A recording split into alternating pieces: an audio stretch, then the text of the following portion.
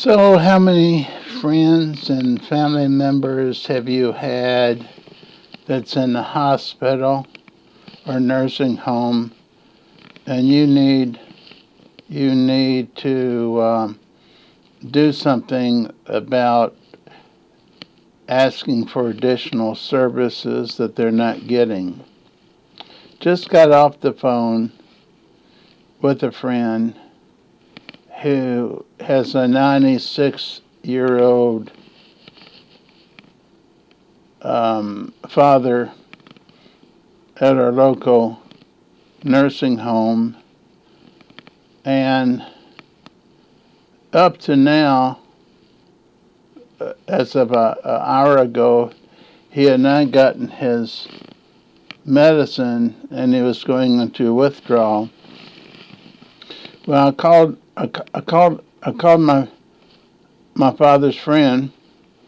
He was still here in Madison. He said, I'll go there at the hospital and see what's going on. And by the time he got there, there was a higher level RN or doctor there that had taken care of the medicine, which was addictive. He was going through a withdrawal. It was can't think of the name. I'll give it to you here in a minute. But it kept his legs from having neuropathy. Gabapentin. Gabapentin. If you ever have met a person that's on gabapentin, if they don't get it on time, it's probably a more horrible experience than going through heroin withdrawal. So when he got there, they had just gotten him the medicine that he should have had all day. And I think they gave him one magnesium pill or something like that. It's just over the counter. And he's got a whole list of medicines. And he's 96 and a half. You need an advocate. That's what I wanted to tell you all. I'm his advocate. Mike's his advocate. Steve, his other son's his advocate. I'm a friend. Mike and Steve are his sons. And sometimes it takes all three of us to make the wheels turn in a hospital. Heaven help the person that doesn't have an advocate that can go in and check on things like this and correct them. I'm talking about correcting them as far as asking the nurse on duty, has he gotten this drug? Has he gotten this drug? He's very uncomfortable in the bed because it slides like it's got polyester on it. What they did was they gave him a nice chair that he could lay back in and fall asleep in. They did that tonight. And I'm just sharing this with you because I'm going to tell you another story where he was at. Not the same hospital, but the care was worse. They would say they would be calling the doctor to get his gabapentin, whatever they call it. They never did. Or if they did, the doctor never picked up the phone. We're not going to talk about sneaking drugs in that are prescribed but wasn't given, but that's a possibility if you have an advocate. You can have a care package and he needed something for his antacid too, and they weren't giving it to him. They said, "Oh, we called the doctor, and he hadn't called back." And that was over the counter. Tums or Milana. Well, hey Mike, how about bringing it with you in a sack and storing it where the nurses won't look?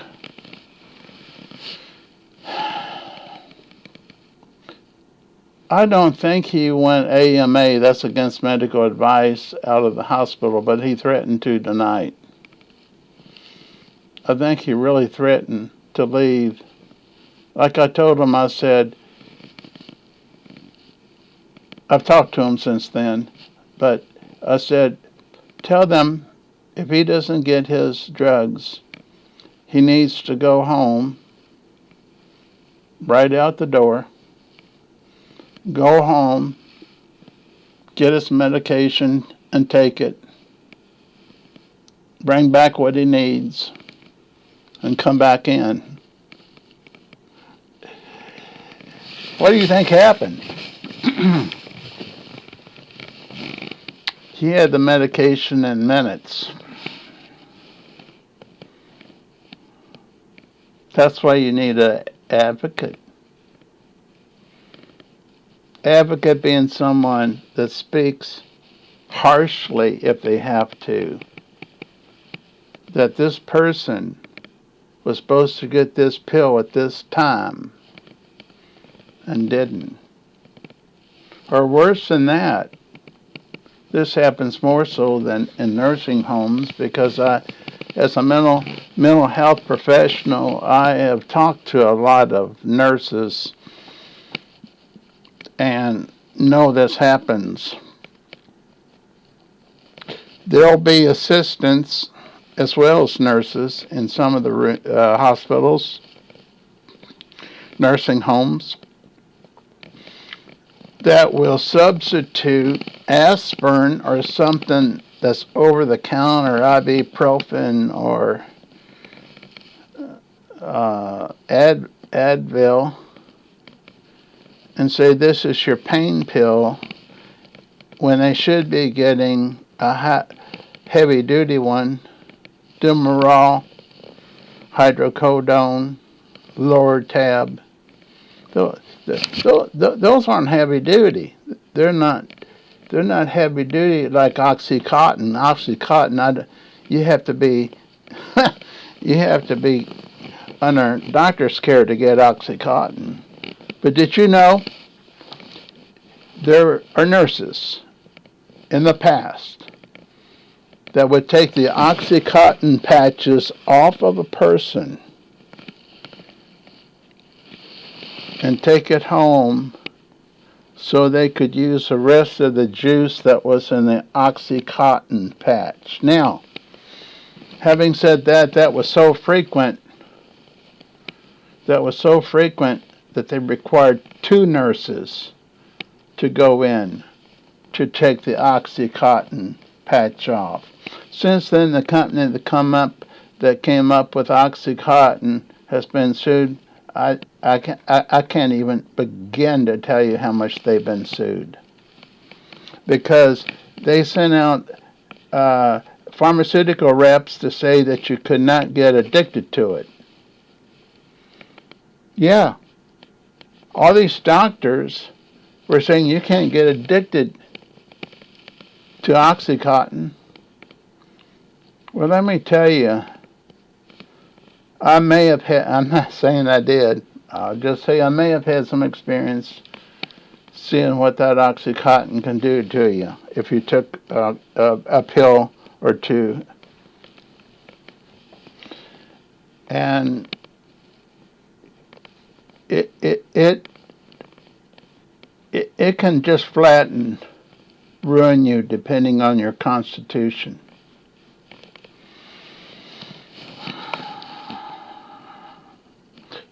Believe me when I say this. I've worked in the mental health and addiction field so many years that I made 2 counseling centers, one in Carrollton, Kentucky, and one here in Madison. And I saw more people than any other counselor did for addictions. I got the state of Indiana paying me huge sums of money at the time. I'm not bragging. I'm just saying I was broke at the time. It was 2008 and 9. I had a contract with Department of Addictions and Mental Health in Indiana, and it was a daggone good one. And I got all my money back that I lost. I thought I was going to be homeless. I really did. I thought I was going to be homeless. I hated to tell my wife that I was over $120,000 in debt because I had they cut off that funding. It was a grant. They cut that off, and then I had to just put up a $500 sign that was lit up all night. I had $1,200 for my rent, and I had telephone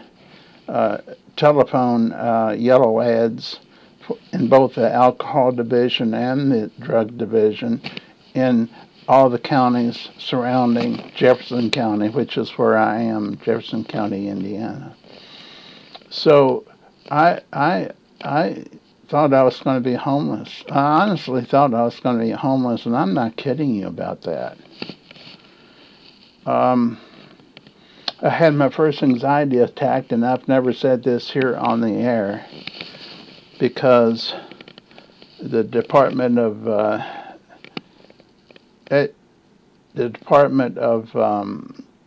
Indiana Substance Abuse in Indiana wanted to come down.